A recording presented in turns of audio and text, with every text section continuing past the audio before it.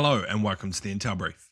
Today is Friday, 27 February. I'm your host Daniel, and today we're going to talk about the Afghan Taliban have attacked the Pakistanis with strikes on Kabul from Pakistan. Basically, those two countries are at war again. The Danish PM has called a snap election amid the Greenland momentum, and German intelligence must pause the use of the extremist label for the AfD. So firstly, both Afghanistan and Pakistan have acknowledged fighting in the border areas on Thursday, albeit disagreeing markedly on the extent of developments and the ground at which they are fighting over gains and losses.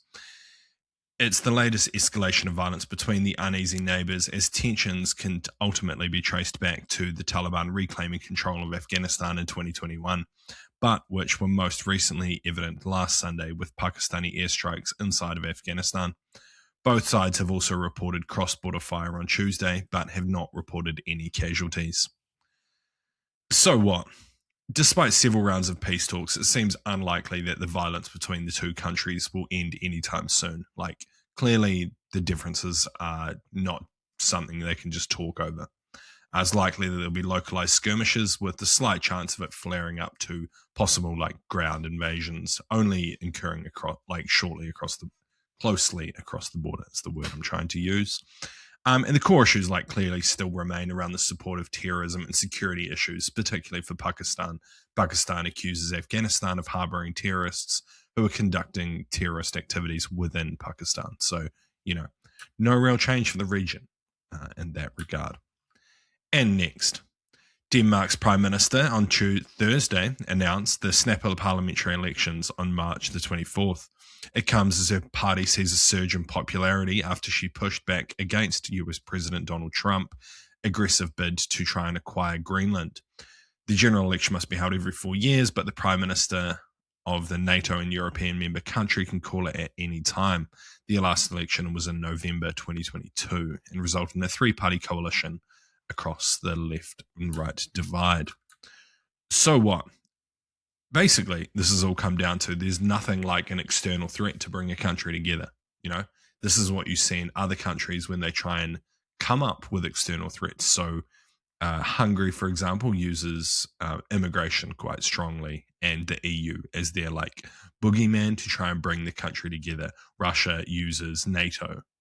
It's pretty common to see authoritarian leaders, but here we're seeing a legitimate threat of Trump trying to take control of Greenland to bring the entire country of Denmark together under one party. Due to this, it's likely she'll win more control, giving her more ability to govern and not have to deal with a multi-party coalition, which is generally very hard to get things done because there's lots of different opinions and different political views. So while Trump is one factor, I think there's going to be some other factors in there similar to the rest of Europe around immigration, the cost of living, and housing issues. These are just common issues we're seeing across the West. So it's likely these will also be a factor that other parties will try and bring up and to, get a bit of momentum for themselves within the elections.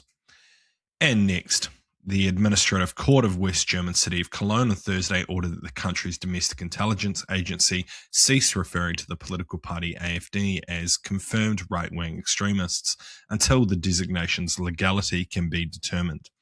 The Federal Office for the Prosecution of the Constitution, or the BFV, classified the AfD as right-wing extremists in May 2025. In response, the AfD filed an emergency injunction.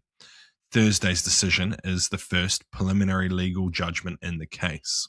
Judges found that while there are evidence of potentially unconstitutional statements and policies within the AfD, including demands to ban Muslim call to prayer or minarets, it is said that this is not sufficient evidence to characterize the whole party as extremists. So what? I kind of said this back when this first started kicking off, and if you're going to start making statements such as this, you need to be very public with your evidence about why you're making these statements, why you're claiming these things, and don't blame it on classified intelligence. You need to come and be upfront with your information. That's what people want to see. People want to see the facts. Bring it, declassify your intelligence. Bring it out. Fucking leak the SIG in.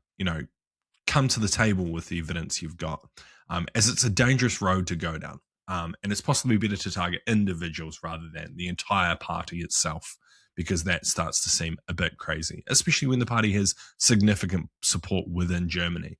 So, there are lots of people that support this party, and then you're calling them all right-wing extremists. That makes people feel attacked. I don't know. It seems like a pretty backwards way to go about this, and one that's kind of detrimental to the entire system. Yeah. And this is a challenge when governments want to use intelligence in court. The way intelligence is collected, the methods, sources and methods are the things that intelligence agencies always try to keep classified.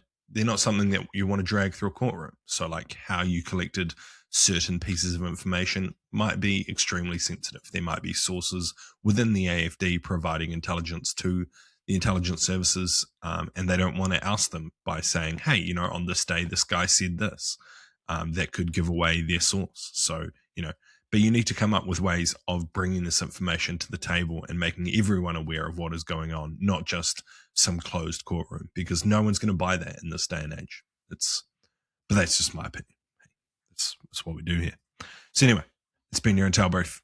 I've been your host, Daniel, and I'll see you again on Monday. See you.